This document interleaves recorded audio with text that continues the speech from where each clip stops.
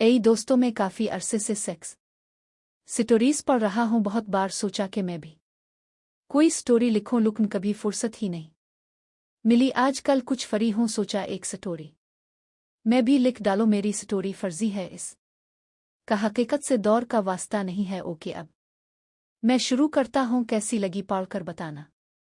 वकास पंजाब के एक छोटे से जमींदार का लड़का था। वकास का बाप गंदुमी रंग का था और माँ गोरी चट्टी थी। जब वकास के दूसरे भाई बहन पैदा हुए तो सब गोरे थे, लेकिन जब वो पैदा हुआ तो इसका रंग सांवला था, जिस वजह से इसका नाम कालू पड़ गया। कालू ने 8 क्लास का इम्तिहान दिया और अच्छे नंबर 1 से पास हो गया।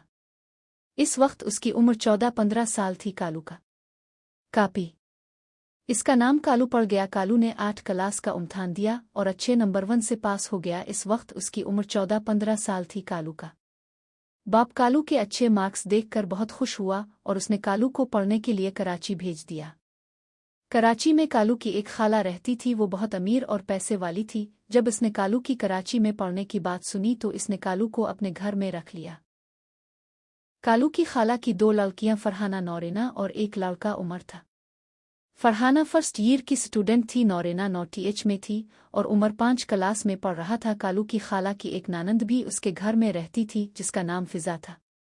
फिजा ने 2 साल पहले माँ इंग्लिश कर ली थी और नौरेना के स्कूल में टीचिंग कर रही थी। कालू की खाला ने कालू का दाखिला नौरेना के स्कूल में करवा दिया और वो सबके साथ स्कूल आने जाने लगा।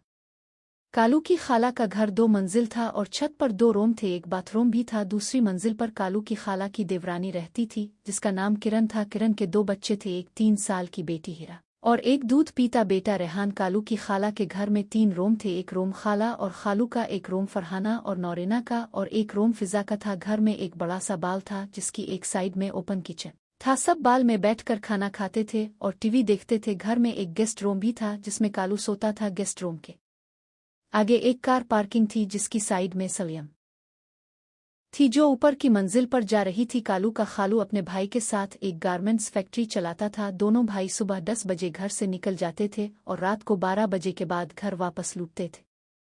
कालू एक समझदार और खुश मिजाज लड़का था। एक हफ्ते में ही वो सबसे घुल मिल गया और घर के एक फर्द की तरह रहने लगा। कालू की लाइफ एक रूटीन से गुजारने लगी। वो सुबह टाइम पर उठता और नाश्ते के बाद सबके साथ स्कूल चला जाता। वापस आकर वो कुछ देर आराम करता था, फिर अपना होमवर्क करने बैठ जाता था। उसके बाद वो फ्री होता था और ज्यादातर टाइम मूवीज देखकर गुजारता था। कभी कभी खाला इसे घर के छोटे मोटे काम बोलती, आ बाजार से सौदा सलफ लेने भेज देती, तो वो ये काम हंसते हंसते कर देता था। बाकी सबकी भी सेम रूटीन थी, सिर्फ फिजा स्कूल से आने के बाद कुछ देर रेस्ट करती थी, फिर कॉलोनी की कुछ लड़कियों को ट्यूशन पढ़ाने छत पर ले जाती थी। ये इसकी रोज की रूटीन थी। ये संडे के दिन की बात है। इस दिन छठी थी। कालू की खाला के घर में डिश एंटीना था। कालू हाल में बैठा था और टीवी पर एक मूवी देख रहा था। घर की डोरबेल बजी तो कालू ने जाकर दरवाजा खोला। सामने एक खूबसूरत लड़की खड़ी थी। कालू का मुंह इस लड़की की खूबसूरती देख कर खिल गया। लड़की भी कालू का चेहरा देखने लगी। कालू सांवला था, लेकिन इसके नैन नक्श तीखे थे। जो भी इसको देखता था नजर नहीं हटा पाता था। वो काफी पर कशिश और हैंडसम था। कालू की आंखें काफी बड़ी और नशीली थी। जो भी इस की आंखों में देखता था खोसा जाता था। कालू के फेस पर एक अनोखी मासूमियत थी, क्यों कि इसका दिल साफ था और इसे अभी दुनिया की हुआ नहीं लगी थी। कालू मुंह खोले लड़की का फेस तकने लगा तो वो शर्मा गए। लड़की ने घबरा कर जल्दी से अपना दोबटा अपने चेहरे के आगे कर लिया। लड़की ने अपना फेस ढका तो कालू को होश आ गया। कालू शर्मशार हो गया और बोला, जी किससे मिलना है? लड़की बोली, फिजा से, मैं उसकी फ्रेंड हूं। लड़की की आवाज बहुत प्यारी थी। कालू लड़की के सामने से हिट गया और बोला, अंदर आ जाएं, फिजा बाजी अपने रो में है।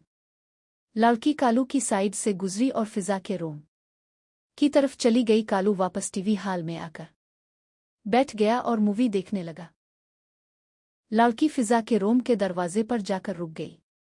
लड़की ने दरवाज़ा खोलना चाहा तो वो अंदर से ला था। लड़की ने दरवाज़ा खटखटाया और फिजा के दरवाज़ा खोलने का इंतज़ार करने लगी। फिजा अपने कंप्यूटर के सामने बैठी थी और कुछ काम कर रही थी। वो दरवाजे की आवाज़ सुनकर चौंक गई और पूछा, कौन? लड़की बोली, फिजा दरवाज़ा खोलो, मैं सेहर हूँ। सेहर फिजा की बेस्ट फ्रेंड थी। फिजा सेहर की आवाज़ सुन खुश हो गई। इसने जल्दी से रूम का दरवाज़ा खोला और सेहर के गिले लग गई। दोनों एक दूसरे से मिलकर बहुत खुश हो गई। फिजा ने सेहर को रूम में बुलाया और दरवाज़ा अंदर से लॉक कर दिया। दोनों फिजा के बेड पर जाकर बैठ गई। फिजा ने सेहर से हंसकर पूछा, क्या हाल है कमीनी तेरा, इतने दिन कहाँ गुम थी? सेहर हंसने लगी और बोली, सब बताती हूँ, पहले ये बता तेरे घर में ये नया लड़का कौन है? फिजा बोली, मेरी भाभी का भांजा है, पढ़ने आया है, अब ये उधर ही रहेगा। सेहर बोली, बहुत प्यारा लड़का है। फिजा हंसकर बोली, और काला भी है। सेहर हंसकर बोली, कुछ भी हो लड़के में कुछ तो बात है। फिजा हंसने लगी और बोली, इसे छोड़, वो अभी बच्चा है। सेहर हंसती हुई बोली, लेकिन इसकी आंखें मर्दों वाली हैं, इससे नजर मिलते ही मेरे दिल की धड़कनें तेज हो गई थी। फिजा को थोड़ी हैरानी हुई। फिजा बोली, क्या सच में तेरे साथ ऐसा हुआ? सेहर का फेस शर्म से रीड हो गया। सेहर बोली, फिजा मैं मजाक नहीं कर रही। फिजा बोली, अच्छा मैं इसको चेक करूंगी तो बता तेरे रिश्ते का क्या बना? सेहर का मुंह लटक गया और बोली, कुछ नहीं बना। फिजा बोली, क्या मतलब? सेहर बोली, कुछ नहीं यार, लड़के की माँ को मैं पसंद तो आई, लेकिन मेरी उम्र का सुनकर इसने इनकार कर दिया। फिजा बोली, ये तो बहुत बुरा हुआ। सेहर बोली, हाँ यार, मुझे तो ऐसा लगता है कि मैं कन्वारी ही मर जाऊंगी। फिजा बोली, सब्र करो यार, कोई अच्छा रिश्ता मिल जाएगा। सेहर बोली, अब और कितना सब्र करूं, 25 की हो गई हूं, गर्मी इतनी चढ़ी है कि दिल चाहता है किसी काफ भी साथ सो जाऊं। फिजा हंसने लगी और बोली, बहुत कमीनी है, तो शर्म नहीं आती ऐसी बातें करते हुए?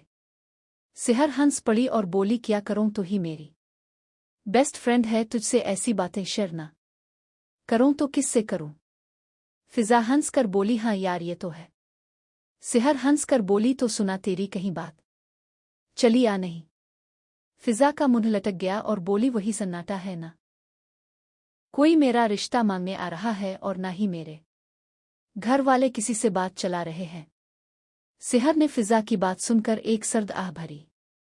फिर इसने फिजा के खूबसूरत चेहरे पर हाथ